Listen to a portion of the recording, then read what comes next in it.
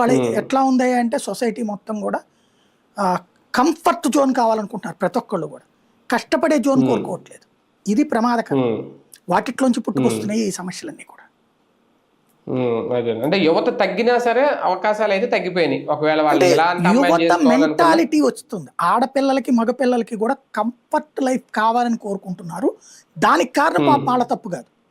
మనము విజన్ల పేరుతో గత 25-30 ఏళ్ళ నుండి విద్యా వైద్య వ్యవస్థల్ని ప్రైవేటీకరించి కార్పొరేటీకరించినప్పుడు మనం సంపాదన అంతా ఆటిడిగా పోతాను ఇంకేం పోషిస్తాం బేసిక్గా.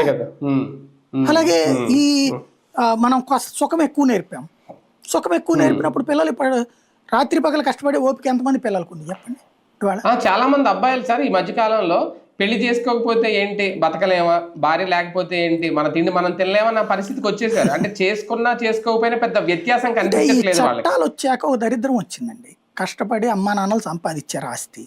ఫర్ ఎగ్జాంపుల్ 1 కోటి రూపాయలు 2 కోట్లు ఉంది. వీడు పెళ్లి చేసుకుంటాడు. ఈ అమ్మాయి వంట చేయదు. వంట చేయట్లేదు అని గనక అడిగారు అనుకోండి, 10 మంది పెద్దలతో వేధించేశాడు మా వాడు మా అమ్మాయిని. గృహహింస సంఘాలు వచ్చేస్తుంది. లేకపోతే గనక కేసు, పోలీసులు కౌన్సిలింగ్, కుటుంబం మొత్తాన్ని పోలీస్ స్టేషన్కి పిలుస్తారు. లేదు ఈ అమ్మాయి రాత్రిపూట పడుకోదు, ఆ టీవీ